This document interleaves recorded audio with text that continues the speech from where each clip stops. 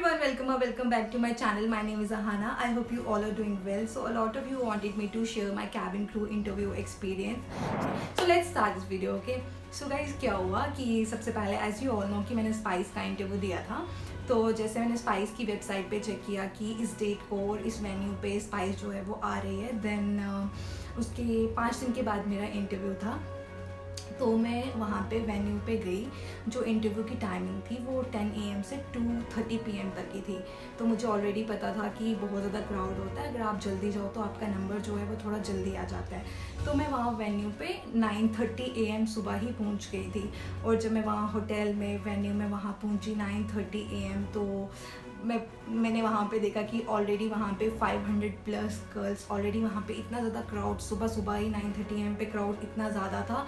और उनको देख के जो मेरा फर्स्ट ग्लांस था वो देख के मैं थोड़ी सी नर्वस तो हो गई थी कि सभी बहुत अच्छे दिख रहे थे. देन क्या होता है उसके बाद कि आप अपने साथ जो भी डॉक्यूमेंट्स और रेज़्यूमे अपने साथ लेके जाते हो, तो उस रेज़्यूमे के ऊपर आपको अपना सोर्स लिखना होता है और वो सोर्स लिख के आपको वहाँ सबमिट करवाना पड़ता है. ठीक है, तो सोर्स में ये लिखना पड़ता है कि आपको ये डिटेल कहाँ से पता चली इंटरव्यू की, whether it can be the website या फ्रेंड या रिलेटिव या फेसबुक, कहाँ से आपको पता चला. तो वो रेज़्यूमे के ऊपर मेंशन करना होता है. ठीक है, मैंने वो मेंशन किया.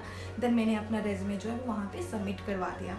ठीक है, देन उसके बाद फर्स्ट राउंड होने वाला था और जो HR थी शी कॉल्ड माई नेम और मेरे साथ ही और भी 10 लड़कियों को साथ में बुलाया. और क्या होता है, सेमी सर्कल बना देते हैं और ऐसे सेमी सर्कल में टर्न बाय टर्न सबकी इंट्रोडक्शन या कुछ भी वो आपसे पूछ सकते हैं. HR डिपेंड करता है उनके मूड के ऊपर, कुछ भी फिक्स नहीं होता कि क्या पूछना है.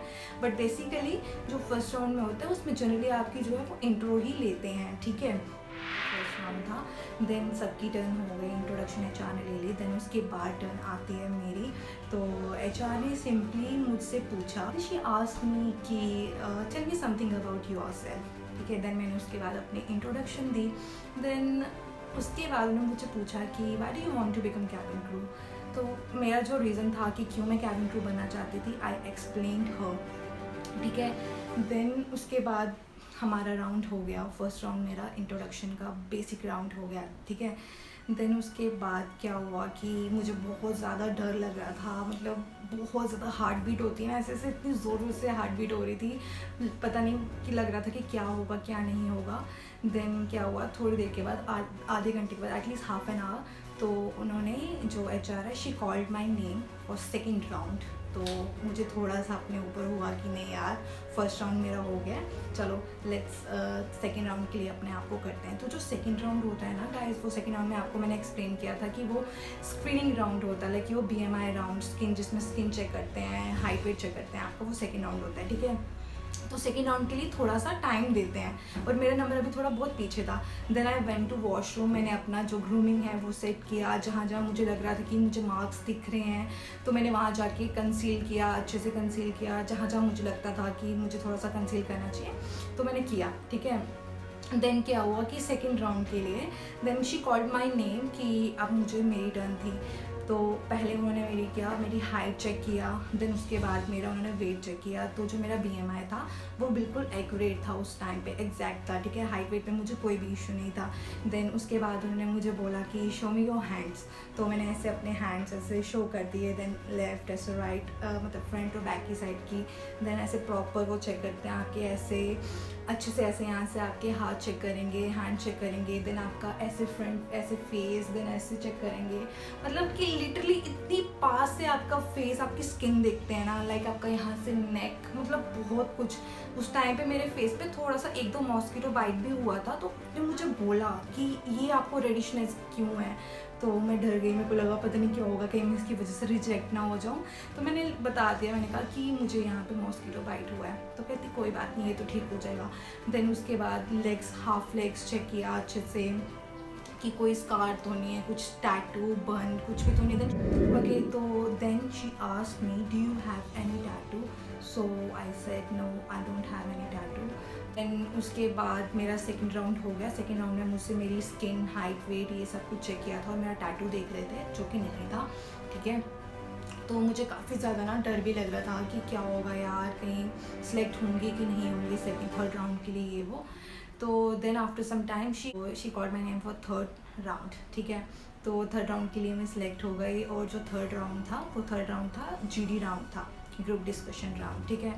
और थर्ड राउंड में गाइस जो भी उन्होंने हम उस टाइम पे जो टॉपिक पूछा था वो टॉपिक था love marriage versus arrange marriage, ठीक है। ये टॉपिक था मेरे टाइम पे, मेरे GD के टाइम पे।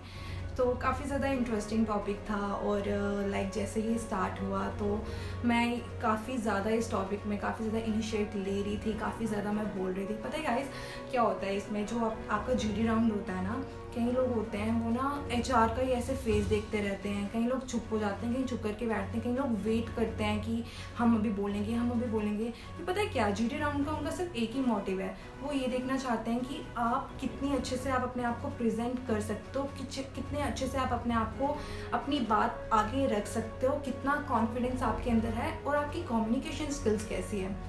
That's all the check in your GD round, okay. तो मुझे पता था कि यार ये राउंड मेरे लिए बहुत इंपॉर्टेंट है, डू एंड डाई वाला है। तो बोल ले, जितना बोल सकती है, जितना अच्छे से अपने आप को प्रेजेंट कर सकती है कर ले, एंड आई डिड, ठीक है। उस टाइम पे मैंने किया। Then I selected for fourth round, ठीक है। और जो मेरा फोर्थ राउंड था वो था पैनल राउंड, ठीक है, जो कि मैनेजमेंट के साथ होता है फोर्थ राउंड।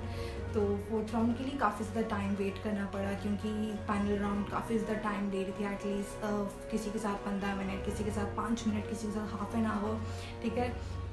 तो पैनल राउंड, अगर आपका पैनल राउंड सिलेक्ट हो जाता है तो सोच लो कि आप सिलेक्ट हो, ठीक है। देन मैं भगवान से यही प्रे करे जा रही थी कि ये भगवान इतने राउंड्स आपने क्लियर करवा दिए, first round, second round, third round, अब जो मेरा लास्ट पैनल राउंड बचा है प्लीज़ प्लीज़ प्लीज़ वो भी क्लियर करवा देना। इतना ज़्यादा नर्वसनेस भी हो रहा था, कहीं ना कहीं एक्साइटमेंट भी थी, बट डर भी बहुत ज़्यादा लग रहा था उस टाइम पे, क्योंकि मैनेजमेंट के साथ था वो लास्ट राउंड पैनल वाला, ठीक है। मैं पैनल राउंड में जैसे मैंने डोर ओपन किया, देन आई एंटर्ड, तो मैंने देखा कि वहाँ पे पैनल के मैनेजमेंट के वहाँ पे 3 मेंबर्स बैठे हुए थे, जिसमें सेंटर में एक लेडी बैठी हुई थी, और 2 साइड पे जो थे लेफ्ट एंड राइट साइड पे सर थे, ठीक है। तो जो वो लेडी थी सेंटर में, उनके हाथ में एक नोटपैड था और एक पेन था, वो हर एक डिटेल, छोटी से छोटी चीज़ वो नोटपैड पे लिख रही थी, ठीक है। तो she was noticing each and everything, she didn't utter any single word that time guys. तो मुझे बहुत ज़्यादा डर भी लग रहा था कि नोटपैड पे क्या लिखे जा रहे हैं, ठीक है। मैं कैसे बात कर रही हूँ, कैसे स्माइल कर रही हूँ, कैसे चल रही हूँ, कैसे अपने आप को प्रेजेंट कर रही हूँ, कैसा अटायर है, कैसा ग्रूमिंग है। She notice each and everything, और सब कुछ नोटपैड पे लिखा उन्होंने, ठीक है। देन बट मेरे फेस पे स्माइल उस टाइम पे कॉन्स्टेंटली थी, मैं बिल्कुल भी ऐसे नर्वस नहीं बैठी थी, मैं स्माइल कर रही थी, ठीक है। देन जो सर थे उन्होंने मुझसे पूछा कि tell me something about yourself, मैंने अपने बारे में बताया। देन जो राइट साइड पे सर बैठे हुए थे उन्होंने मुझसे पूछा कि यू आर फ्रॉम जम्मू, तो जम्मू की स्पेशलिटी बताओ, ठीक है। तो मैंने कुछ अच्छी बातें जम्मू के बारे में बताई, काफ़ी अच्छे से मैंने उनको बताया, और वो काफ़ी खुश हुए सुन के जैसे मैंने उनको जम्मू के बारे में बताया, ठीक है। देन उसके बाद मुझे सर ने पूछा कि tell me why do you want to become cabin crew. तो मेरा जो रीज़न है कि मैं क्यों बनना चाहती थी, तो मैंने उनको वो सारा मेंशन कर दिया कि that's the reason I want to become a cabin crew, okay. तो देन उसके बाद उन्होंने मुझे ये पूछा कि आप मुझे ये बताओ कि स्पाइस जेट का नाम जो है, कंपनी का नाम स्पाइस जेट क्यों है, स्पाइस क्यों है, कुछ और क्यों नहीं है, ठीक है। तो ऐसा क्यों है, तो मैंने उनको क्लियरली बता दिया कि दैट्स द रीज़न, इस रीज़न की वजह से कंपनी ने अपना नेम ये रखा, ठीक है। देन उसके बाद मुझसे एक क्वेश्चन और सर ने पूछा था कि रिसेंटली गाइस उस टाइम पे स्पाइस की यूनिफॉर्म जो है वो चेंज हो गई थी, मेकओवर दे दिया था स्पाइस को, पुरानी यूनिफॉर्म से न्यू ट्यूनिक उनकी हो चुकी थी। तो मुझे ऑलरेडी पता था उसके बारे में, मैंने सब कुछ पढ़ के रखा था। तो मुझसे उन्होंने मुझे पूछा कि डू यू नो कि स्पाइस की यूनिफॉर्म चेंज हो गई है, अब स्पाइस की यूनिफॉर्म जो है वो ट्यूनिक हो गई है। तो और गाइस उन्होंने मुझे एक कंडीशन दे दी, उन्होंने मुझे बोल दिया कि सपोज कि हम तुम्हें न्यू यूनिफॉर्म कंपनी ने लॉन्च कर दिया है, बट तुम्हारा मन है सिर्फ पुरानी यूनिफॉर्म पहनने का, तुम न्यू यूनिफॉर्म नहीं पहनना चाहती, उस कंडीशन में तुम क्या करोगे, ठीक है। और गाइस बाय लक सीरियसली मैंने एक हफ्ते पहले ही स्पाइस की न्यू यूनिफॉर्म जो लॉन्च हुई थी उसके बारे में सारा पढ़ के रखा था। मैंने एक सेकंड नहीं लगाया, मैंने जल्दी डायरेक्टली मैंने उनको सब कुछ बोल दिया। मैंने कहा मैंने उनको सब कुछ बता दिया कि आई नो कि स्पाइस की यूनिफॉर्म जो है वो अब ट्यूनिक हो चुकी है, इस फैशन डिज़ाइनर ने स्टाइल किया है और एक कैजुअल स्टाइलिश लुक दिया है। ये मैंने I told him each and everything, मैंने सब कुछ बताया, ठीक है। प्लस मैंने फैशन डिज़ाइनर का नाम भी बताया और ये भी बताया कि वो किस किस सेलिब्रिटीज़ के डिज़ाइन करता है। जब मैंने ये बताया ना कि किस किस सेलिब्रिटी का वो डिज़ाइन करता है आउटफिट वगैरह, तो सर वॉज लाइक बहुत ज़्यादा इम्प्रेस हो गए थे कि मुझे इतना डिटेल पता है इसके बारे में, ठीक है। देन मैंने उनको ये बताया इसके बारे में कि जो एयरलाइन कंपनी होती है वो आफ्टर एवरी 5 और 6 ईयर्स के बाद वो मेक ओवर अपने क्रू को देती है। सो आफ्टर 5 ईयर्स स्पाइस ने भी मेक ओवर दिया है, अब उन्होंने स्कर्ट एंड ब्लेजर की जगह उन्होंने ट्यूनिक कर दिया है, ठीक है। तो वो सर काफ़ी ज़्यादा इम्प्रेस हो गए थे मेरे इस आंसर से, पता नहीं क्यों, मुझे शायद उस दिन मेरा बनना था कि हाँ ठीक है। तो काफ़ी ज़्यादा सर इम्प्रेस हो गए थे, मुझे पता चल गया उनके एक्सप्रेशन से और जो पैनल के एक्सप्रेशन से मुझे पता चल गया कि हाँ शायद मेरा चांस है, ठीक है।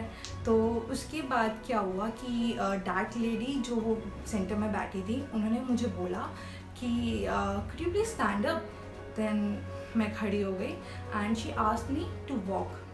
उन्होंने मुझे बोला कि आप वॉक करके दिखाओ, ठीक है। देन मैंने वॉक करके दिखाया, ठीक है। Then she asked me to smile करके दिखाओ, ठीक है। देन मैंने उनको स्माइल करके दिखाई, ठीक है। तो मैंने उनको स्माइल करके दिखाया, तो जैसे मैंने आपको ऑलरेडी बताया था कि मेरा क्रूकेड टीथ है इस साइड पे, तो जैसे कभी कभी मैं स्माइल करती हूँ तो मेरा क्रूकेड टीथ दिख जाता है। तो then she said you have crooked teeth. I said yes I have crooked teeth. कहती बट नो वरीज, तुम जब स्माइल करते हो तो वियर्ड नहीं लगता, इट लुक्स क्यूट। तो जब उन लेडी ने मुझे ये बोला ना, शी वॉज, उनका जो जैसा उनका वे था ना बहुत ज़्यादा एग्रेसिव थी, बट जब उन्होंने ये बोला ना मुझे तो मुझे बहुत ज़्यादा खुशी हुई कि ठीक है एटलीस्ट शी सिलेक्टेड मी। इनकी तरफ से मुझे, मैम की तरफ से मुझे कोई वो रिजेक्शन या डरने वाली कोई बात नहीं है, ठीक है। देन उसके बाद उन्होंने मुझे बोला कि यू कैन गो। जिन जिन लोगों का पैनल राउंड हो चुका था उन लोगों को वेटिंग एरिया में बिठा दिया, जिसमें से मैं भी इंक्लूड थी। मैं भी वेटिंग एरिया में वेट कर रही थी कि पता नहीं क्या होगा क्या नहीं होगा। उस टाइम काफ़ी ज़्यादा 3:30 हो गए थे, उस टाइम पे शाम के 3:30 हो चुके थे, तो काफ़ी ज़्यादा डर लग रहा था। देन जो HR थे जिन्होंने फर्स्ट राउंड लिया था, शी केम एंड उन्होंने एक हाथ में इन वाला एक कार्ड दिया and then I saw, literally मैंने इतनी ज़ोर से मैंने चिल्लाया ना, मैंने कहा ma'am I am selected. She said yes you are in.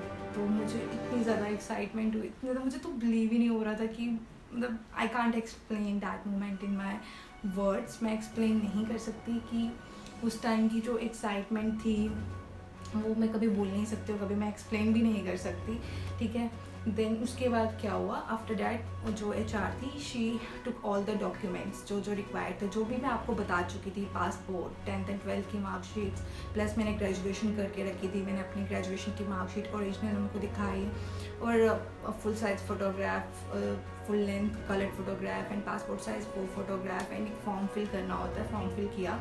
Then उसके बाद एक फॉर्मेलिटी के लिए जो 5th राउंड था वो एक फॉर्मेलिटी के लिए था, जिसमें कुछ मैथ के बेसिक कैलकुलेशन के क्वेश्चंस आए हुए थे और कुछ बेसिक ग्रामर के क्वेश्चंस थे। जस्ट अ फॉर्मेलिटी राउंड, आपने अगर पैनल के साथ क्लियर कर लिया तो उस राउंड में आप रिजेक्ट नहीं हो सकते। तो वो एक फॉर्मेलिटी राउंड था जो कि हम लोगों ने दे दिया एंड या उस दिन मेरी लाइफ का सबसे बड़ा दिन था और सबसे मेमोरेबल डे है। मैं कभी भूल नहीं सकती जब उस लेडी ने वो कार्ड दिया and she said yes you are in, you are selected. तो बस गाइस ये मेरी एक स्टोरी टाइम थी, ये वीडियो कम थी, एक स्टोरी थी। आई होप कि आप लोगों को ये स्टोरी पसंद आए। और गाइस आप में से भी बहुत सारे लोगों को ये क्वेश्चन होगा कि आपको मैंने क्वेश्चंस बता दिए कि मुझसे ये पूछा गया था, तो मैंने आपको आंसर क्यों नहीं बताया कि मैंने आंसर क्यों दिया। गाइस सी मैंने आपको आंसर्स इसलिए एक्सप्लेन नहीं किए क्योंकि हर किसी का अपना पर्सपेक्टिव होता है, ठीक है, अपनी थिंकिंग होती है। मैं कैबिन क्रू क्यों बनना चाहती थी ये मेरा पॉइंट ऑफ व्यू है, मेरी थिंकिंग थी, मेरा पर्सपेक्टिव था, ठीक है। तो मेरा एक रीज़न अलग होगा। आप क्यों कैबिन क्रू बनना चाहते हो, आपका रीज़न अलग होगा, ठीक है। अब ये तो नहीं है कि मैं आपको जो बताऊंगी या मैं अगर किसी और यूट्यूबर की वीडियो देख के सुनती कि मैं ये इसलिए कैबिन क्रू बनना चाहती थी और वही मैं जाके उनको चेप दूंगी। उनको पता चल जाता है कि आप जेन्युइन, आप सच बोल रहे हो या आप झूठ बोल रहे हो या आप ऑनेस्टली इसलिए बनना चाहते हो। सो मैं आपको यही बोलूँगी कि आप जो भी अपना आंसर्स देते हो ना, ये गूगल से पढ़ के मत जाया करो। जो आपके दिल में होता है, क्यों बनना चाहते हो, किस लिए बनना चाहते हो, ट्रूली उनको वही बताओ, तभी आप सिलेक्ट हो सकते हो।